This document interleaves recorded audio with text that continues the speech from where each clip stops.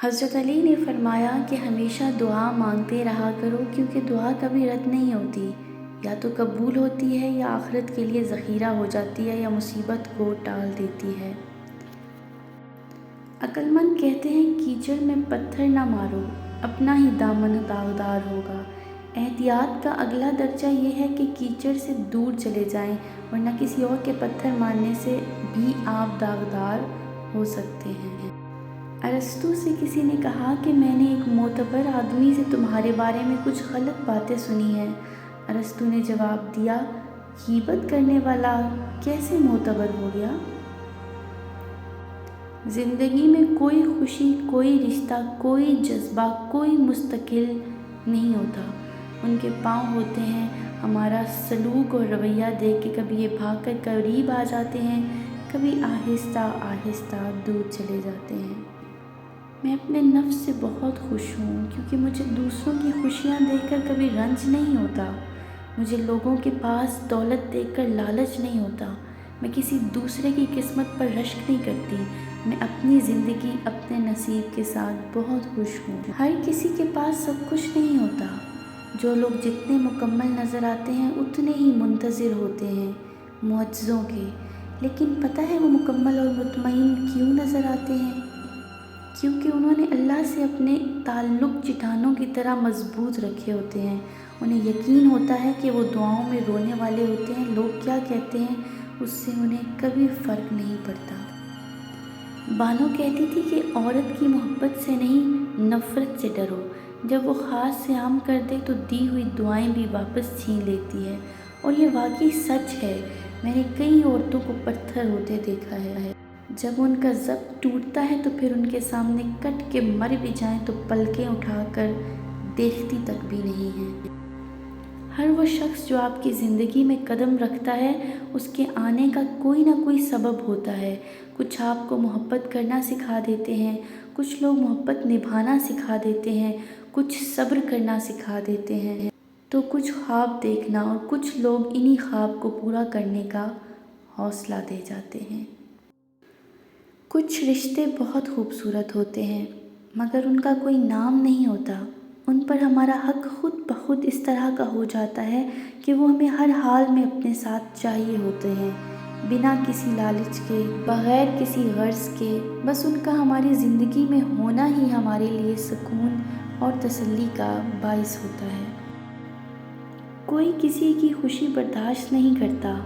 آپ کو کسی سے محبت ہوگی، آپ خوش ہوں گے، پر یہ خوشی اپنے بھی برداشت نہیں کرتے۔ وہ آپ کو کہیں گے وہ صحیح نہیں ہے، ہر بندہ اس کے خلاف بھڑکائے گا۔ اصل میں یہ اپنے نہیں آستین کے سانپ ہیں، پر آپ محبت کم نہیں کرنا۔ جس نے ہر وقت ساتھ دیا اسے کبھی مت چھوڑنا۔ اگر آپ اس گمان میں ہیں کہ آپ نے کسی کے لیے بہت کچھ کیا، بہت وقت دیا، اپنی نیند خراب کی، سونے کے اوقات تبدیل کیے، اپنی عادات و اطوار، لہجہ اور زندگی جینے کے انداز بدل ڈالے، اور ان سب کی اگلے انسان کی نظر میں بڑی اہمیت ہوگی، تو مبارکباد وصول کریں۔ ایسا کچھ نہیں ہے، آپ صرف استعمال کیے گئے ہیں۔ جب بھی ماں پر نظر پڑتی ہے تو احساس ہوتا ہے کہ ابھی بھی دنیا میں محبت باقی ہے۔ اللہ ہم سب کی ماں کو لمبی اور صحت والی زندگی دے۔ اشفاق احمد کہتے تھے کہ محبت کسی کے لیے اپنی جان قربان کرنا نہیں ہے، کیونکہ یہ جان تو اللہ کی امانت ہے۔ ہمارے پاس محبت تو کسی کی رضا اور خوشی کے لیے اپنی رضا اور خوشی قربان کرنے کا نام ہے۔ دنیا میں سب سے زیادہ امیر انسان وہ ہے جسے سچی محبت نصیب ہوئی ہو۔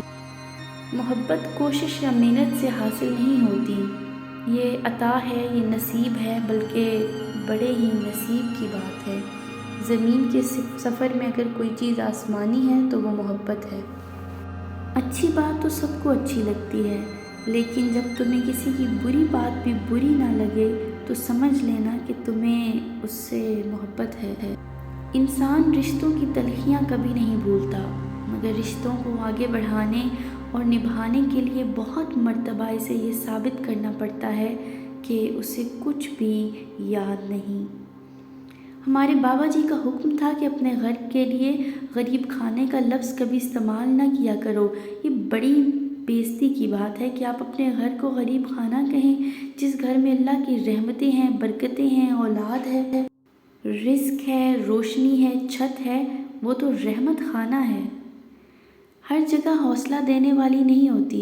कुछ जगहों पर कहना पड़ता है और कहना चाहिए कि हम जानते हैं तुम थक गए हो, हमें मालूम है तुम्हारी ज़िंदगी में मसाइल हैं, हमें मालूम है कि तुम अपने ज़ाती मामलात का ज़िक्र नहीं कर सकते, मगर उसके बावजूद हम तुम्हारे साथ हैं। हम हर बार एक इंसान को मजबूत होने का कहकर बहुत जुल्म करते हैं, इसीलिए ख़ुदकशियाँ बढ़ती जा रही हैं, क्योंकि कोई हमारा हाथ थाम कर बैठता नहीं है, कोई हमारी मायूसी वाली बातें नहीं सुनना पसंद करता। हर किसी के पास उम्मीद वाली टोकरी होती है और वो टूटे इंसान पर उंडेलना पसंद करते हैं। हमें दूसरों के जूतों में एक बार जाना चाहिए और देखना चाहिए कि वो कहाँ पर उन्हें काट रहे हैं।